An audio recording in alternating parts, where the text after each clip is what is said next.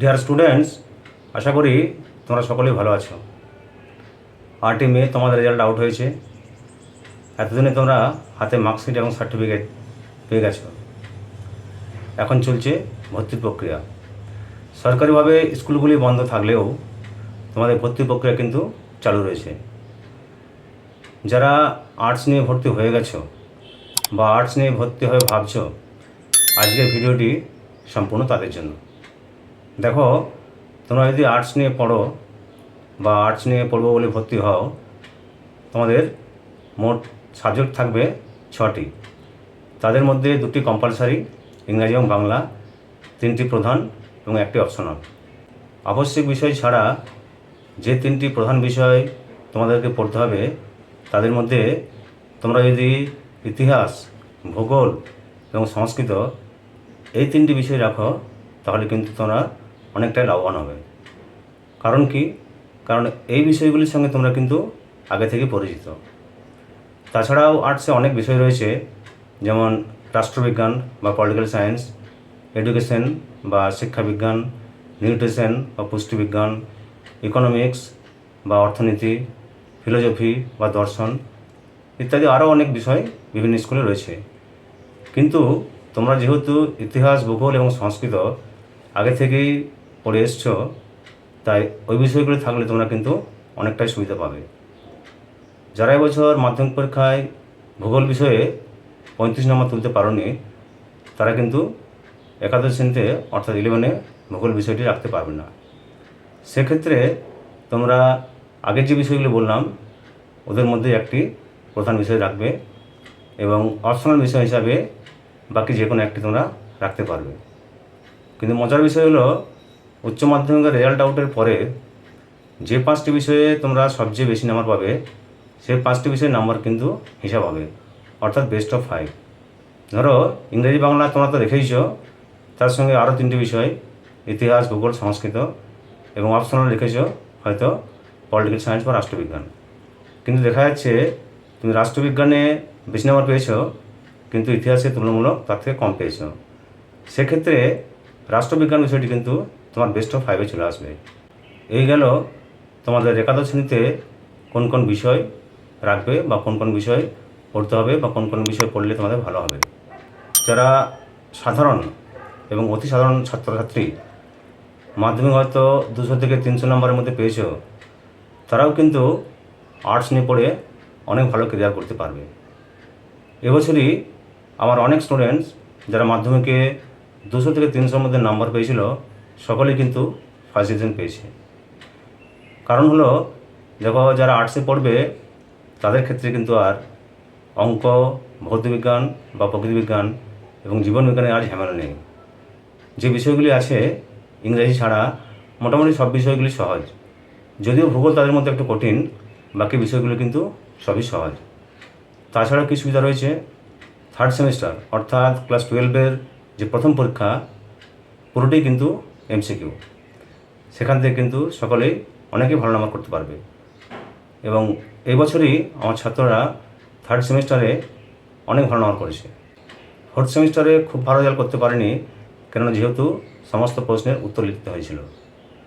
যাই হোক, যদি তোমরা 12-এর থার্ড সেমিস্টার ভালো করে দিতে পারো, তাহলে কিন্তু ফোর্থ সেমিস্টারের চাপটা অনেকটাই কমে যাবে।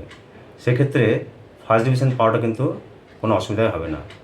তাছাড়াও ভূগোল ছাড়া প্রত্যেক বিষয়ে প্রজেক্টে 20 নম্বর রয়েছে, ভূগোলের রয়েছে 30 নম্বর, সেক্ষেত্রেও একটা সুবিধা পাচ্ছ। তাই যারা অতি সাধারণ ছাত্রছাত্রী মাধ্যমিকে 200 থেকে 300-র মধ্যে নাম্বার পেয়েছো, তোমরা কিন্তু আর্টস নিয়ে পড়লেই ভালো করবে। আর্টস নিয়ে পড়ার পর ভবিষ্যতে ক্যারিয়ার কেমন হতে পারে বা ভবিষ্যতে কী কী চাকরির সুযোগ রয়েছে, এই সমস্ত তথ্য আজ আমি তোমাদের সঙ্গে শেয়ার করব। তাই ভিডিওটি স্কিপ না করে তোমরা শেষ পর্যন্ত দেখবে। আর্টস নিয়ে পড়ে তোমরা যখন আর্টস গ্র্যাজুয়েট হবে, তোমাদের কাছে কেন্দ্রীয় সরকারের যে চাকরির রাস্তাগুলি খুলে যাবে, সেগুলি হলো, প্রথমটি হচ্ছে UPSC, union public service commission. এটি একটি সর্বভারতীয় পরীক্ষা। এই পরীক্ষায় তোমরা সফল হতে পারো, তাহলে কিন্তু খুব বড় মানের চাকরি এবং বড় বেতনের চাকরি তোমরা করতে পারবে।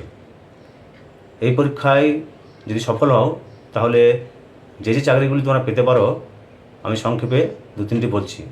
প্রথমে হচ্ছে IAS, Indian administrative service, IPS, Indian police service, IFS, Indian foreign service ইত্যাদি উচ্চ পদমর্যাদা সম্পন্ন এবং উচ্চ বেতন সম্পন্ন চাকরিগুলি তোমরা পেতে পারবে। এরপরে আসছে আমি কেন্দ্রীয় সরকারের SSC, স্টাফ সিলেকশন কমিশন। এই পরীক্ষায় যদি তোমরা সফল হতে পারো তাহলে যে যে চাকরিগুলি তোমরা করতে পারবে সেগুলি হলো CBI sub inspector, income tax inspector, custom officer ইত্যাদি। এই কেন্দ্রীয় সরকারি চাকরিগুলি ছাড়াও যে সমস্ত রাজ্য সরকারি চাকরিগুলি রয়েছে সেগুলি আমি তোমাদের সঙ্গে শেয়ার করছি। প্রথমে রয়েছে WPSC, West Bengal public service commission. এই পরীক্ষায় তোমরা যদি সফল হতে পারো তাহলে যে উচ্চ পদের চাকরিগুলি তোমরা পেতে পারো সেগুলি হলো BDO, joint BDO, revenue officer ইত্যাদি ইত্যাদি। এগুলি খুবই উচ্চমানের চাকরি এবং বেতন অনেক উচ্চমানের। এরপর রয়েছে WBCS, West Bengal civil service. এই পরীক্ষায় তোমরা যদি সফল হতে পারো তাহলে যে ধরনের চাকরিগুলি তোমরা পেতে পারবে তাদের মধ্যে উল্লেখযোগ্য হলো ফুড ইন্সপেক্টর, সরকারি audit officer, block welfare officer ইত্যাদি ইত্যাদি।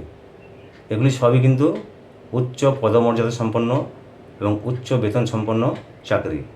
এছাড়াও আর্টসে অনার্স গ্র্যাজুয়েট হওয়ার পর তোমরা যে চাকরি পেতে পারবে সেটি হলো স্কুল শিক্ষক। SSC পরীক্ষার মাধ্যমে তোমরা পাস করতে পারো বা সফল হতে পারো তাহলে স্কুল টিচার হওয়ার সুযোগ রয়েছে। তাছাড়াও আর্টস নিয়ে পড়ার পর তোমরা যদি উচ্চ মাধ্যমিকে 50% নাম্বার পাও তাহলে প্রাইমারি টিচারের যে ট্রেনিং আছে সেটি করতে পারবে ও ট্রেনিংটি শেষ করার পর তোমরা প্রাইমারি টিচারের জন্য যোগ্য বলে বিবেচিত হবে। দেখো, আর্টস নিয়ে উচ্চ মাধ্যমিক পাস করার পরও বেসরকারি ক্ষেত্রে তোমরা অনেক ক্যারিয়ার করতে পারবে। তাদের মধ্যে উল্লেখযোগ্য কয়েকটি ক্যারিয়ার আমি তোমাদের সঙ্গে শেয়ার করছি। Customer care executive, retail sales executive, data entry operator ইত্যাদি ইত্যাদি। তাছাড়াও তোমরা যদি উচ্চ মাধ্যমিক পাসের পর 6 মাস বা 1 বছরের কোনো ট্রেনিং নাও তাহলে যে যে দিকগুলিতে তোমরা তোমাদের ক্যারিয়ার করতে পারবে তাদের মধ্যে রয়েছে ডিজিটাল মার্কেটিং, গ্রাফিক্স ডিজাইনার ইত্যাদি ইত্যাদি। যারা উচ্চ মাধ্যমিক পাস করার পর মেডিকেল পেশার দিকে আসতে চাও তাদের জন্য অনেক সুযোগ রয়েছে। তাদের মধ্যে রয়েছে ANM, x-ray ECG assistant, lab technician assistant, hospitality management. এইসব পেশাতে তোমরা কিন্তু আসতে পারবে।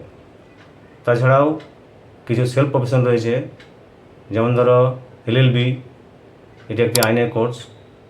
এই কোর্সটি করার পর তোমরা নিজে প্র্যাকটিস করতে পারবে কোনো বেসরকারি ফার্ম বা সরকারি ক্ষেত্রেও চাকরির সুযোগ রয়েছে।